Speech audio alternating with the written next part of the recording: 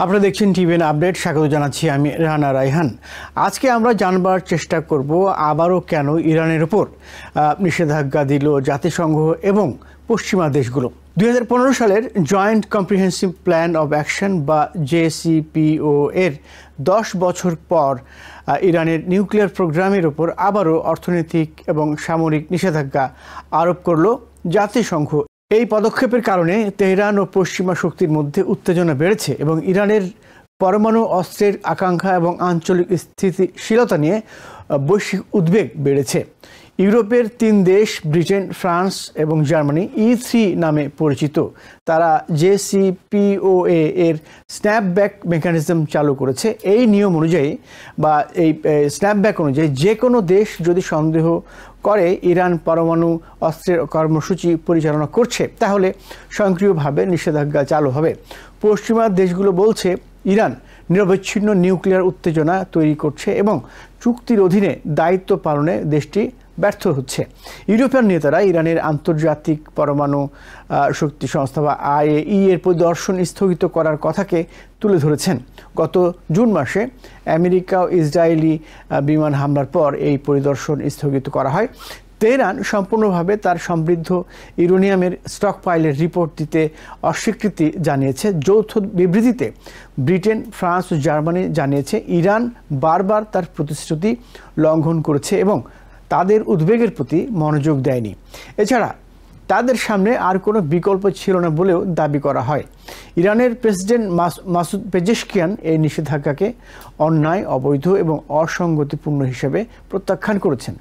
তিনি জোর দিয়ে বলেছেন ইরানের কোনো নিউক্লিয়ার অস্ত্র তৈরি করার পরিকল্পনা নেই এবং আমেরিকা ইসরায়েলের দাবি তারা ইরানের নিউক্লিয়ার প্রোগ্রাম ক্ষতিগ্রস্ত করেছে তা বিভ্রান্তিকর বলেও জানান পেজেশকিয়ান আরও বলেন তারা কেন নিজেদের এমন ফাঁদে ফেলবেন।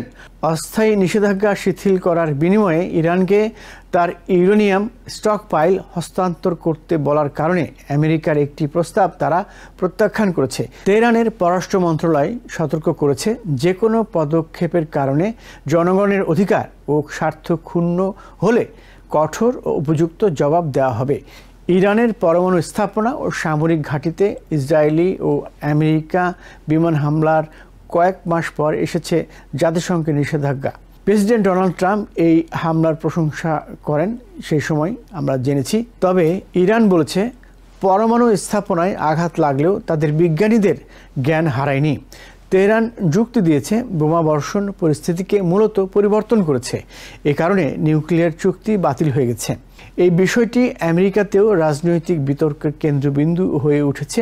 ফক্স নিউজে পেজেশকিয়ান প্রেসিডেন্ট ট্রাম্পের ইরানের নিউক্লিয়ার প্রোগ্রাম ধ্বংসের দাবির বিষয়ে জবাব দিয়েছেন। ইরানি নেতা এই দাবিকে ভ্রান্ত হিসেবে খারিজ করেছেন এবং জোর দিয়ে বলেছেন ইরানের নিউক্লিয়ার কার্যক্রম শান্তিপূর্ণ। পেজেশকিয়ান অভিযোগ করেছেন ইরানের নিউক্লিয়ার প্রোগ্রামের নিন্দা জানালেও ইসরায়েলি হামলার পক্ষে সমর্থন দিচ্ছে ওয়াশিংটন, যা আন্তর্জাতিক আইন লঙ্ঘন করেছে। ইরানের উপর পুনরায় নিষেধাজ্ঞাকে স্বাগত জানিয়েছে ইসরায়েল এবং বলেছে এটি ইরানের চলমান আইন লঙ্ঘনের জবাবে একটি বড় পদক্ষেপ। তবে ইউরোপিয়ান অংশীদাররা আরও সতর্ক করেছে। ব্রিটেন, ফ্রান্স ও জার্মানি জোর দিয়ে বলেছে জাতিসংঘের পুনরায় নিষেধাজ্ঞা কূটনীতির শেষ নয়, তবে ইরানকে আহ্বান জানিয়েছে উত্তেজনা সৃষ্টিকারী পদক্ষেপ থেকে বিরত থাকতে। এদিকে বিশ্লেষকরা সতর্ক করেছেন পুনরায় নিষেধাজ্ঞার কারণে ইরানের অবস্থান আরও শক্তিশালী করতে পারে, তেহরানের মধ্যপন্থীদের দুর্বল করতে পারে এবং কট্টরপন্থীদের উৎসাহিত করতে পারে। কট্টরপন্থীরা নন প্রলিফারেশন ট্রিটি বা NPT থেকে বেরিয়ে আসার পক্ষে। ইরানের উপর নতুন নিষেধাজ্ঞা জেসিপিও এর সবচেয়ে কঠোর আঘাতের একটি। ইরানের সাথে পরমাণু চুক্তি নিয়ে সাবেক প্রেসিডেন্ট বারাক ওবামার কূটনৈতিক সাফল্যের প্রতীক হিসাবে উদযাপিত হয়েছে একসময়। 2018 সালে ট্রাম্পের চুক্তি থেকে সরে আসা আবারও উত্তেজনা তৈরি করে। সেই থেকেই আজকের সংকট সৃষ্টি হয়েছে। নতুন চাপ ইরানকে পুনরায় আলোচনার টেবিলে ফিরে আনবে কি না, নাকি আন্তর্জাতিক নীতিমালা থেকে আরও দূরে ঠেলে দেবে তা এখনও অনিশ্চিত।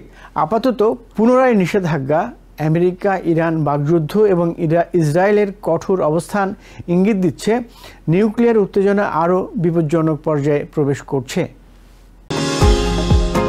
নিউ ইয়র্ক থেকে সম্প্রচারিত TVN 24 টেলিভিশন, বিশ্বজুড়ে বাঙালির কণ্ঠস্বর।